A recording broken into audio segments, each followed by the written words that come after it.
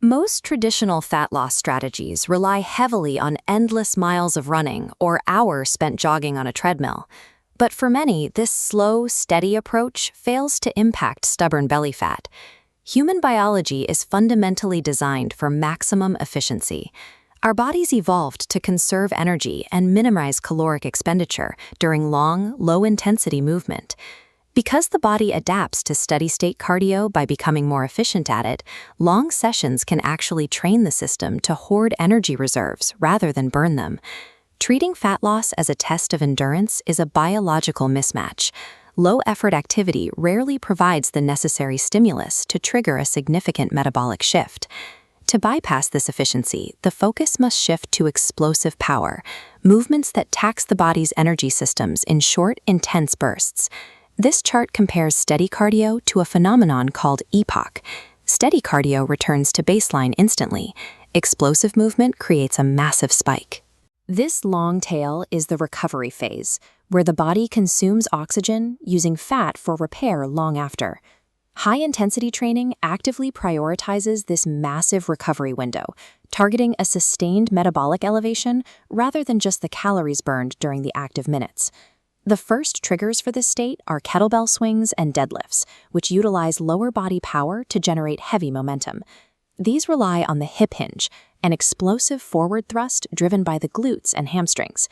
The spine remains neutral, ensuring the hips do the work.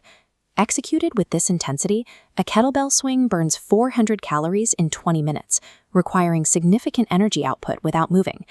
Deadlifts take this mechanical tension further. By moving a heavy load from a dead stop, you engage nearly every major muscle group simultaneously.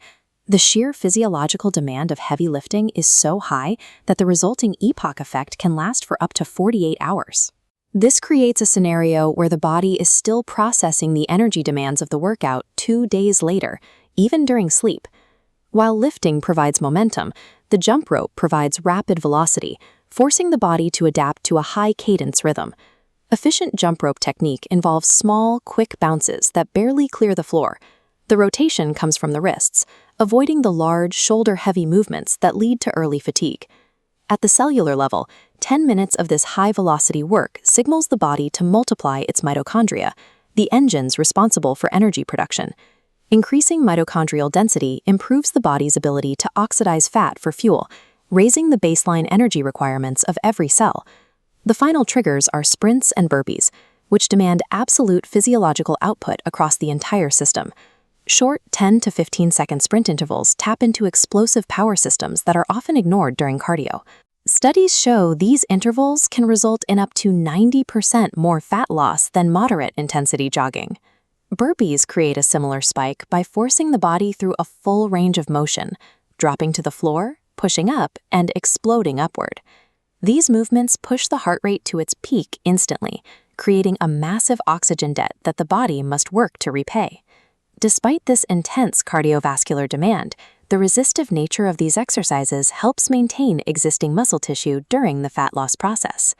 By taxing every major muscle and energy pathway, sprints and burpees force the body to prioritize fat stores to fuel the intensive recovery process. Losing belly fat requires moving away from steady compromise and toward intensity, precision, and consistency. Swings, jump rope, deadlifts, sprints, and burpees are tools designed to force the body to adapt to high-stress energy demands. This protocol generates a substantial caloric demand, while simultaneously improving how the body manages energy and processes oxygen at rest. Challenging the lungs and muscles in this way shifts the body from a state of energy conservation to a state of high-output energy utilization. Master these 5 movements, increase your session intensity, and